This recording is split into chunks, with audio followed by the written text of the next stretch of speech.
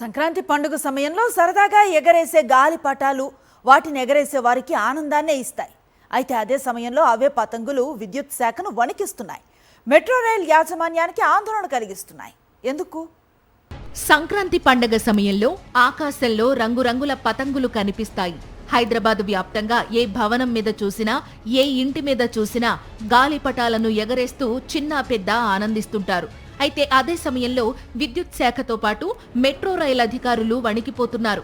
కారణం, పతంగులు, మాంజా దారాలు విద్యుత్ తీగలకు, ట్రాన్స్ఫార్మర్లకు చుట్టుకుని విద్యుత్ సరఫరాకు అంతరాయం ఏర్పడుతోంది. గడిచిన 4-5 రోజుల్లో హైదరాబాద్ మహానగరంలో విద్యుత్ అంతరాయాల సంఖ్య గతంతో పోలిస్తే భారీగా పెరిగింది. ఫలితంగా మెట్రో రైల్ సేవలు కూడా ఆగిపోతున్నాయి. విద్యుత్ తీగలకు పతంగుల దారాలు చుట్టుకుని జంపర్ కట్ కావడం, లైన్లు ట్విస్ట్ అవడంతో ఫీడర్లు ట్రిప్ అవుతున్నాయి. దాంతో విద్యుత్ అంతరాయం ఏర్పడి మెట్రో రైళ్లు ఆగిపోతున్నాయి. ఈ నేపథ్యంలో విద్యుత్ తీగల సమీపంలో గాలిపటాలు ఎగరవేయొద్దని విద్యుత్ అధికారులు ప్రజలకు విజ్ఞప్తి చేస్తున్నారు. అలా ఎగరేయడం వల్ల ప్రజల ప్రాణాలకు కూడా ముప్పేనని అంటున్నారు.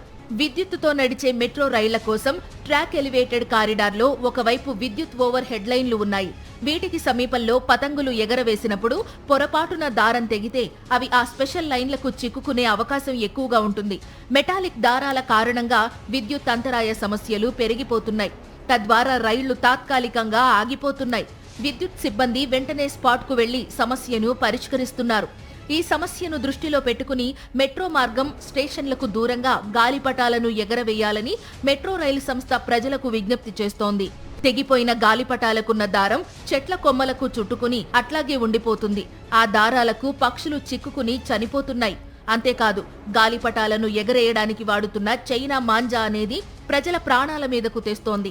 తెగిన గాలిపటాలకున్న దారం వాహనదారుల మెడకు చుట్టుకుని ప్రాణాలు పోయిన ఘటనలు ఎక్కువవుతున్నాయి. ఈ నేపథ్యంలో పతంగుల ప్రియుల్లో తగిన చైతన్యం కల్పించడానికి హైదరాబాద్ పోలీసులు పెద్ద ఎత్తున అవగాహన కార్యక్రమాలు నిర్వహిస్తున్నారు. చైనా మాంజా అమ్మినా కొన్నా నేరమేనని ఇప్పటికే హైదరాబాద్ కమిషనర్ సజ్జనార్ హెచ్చరించారు.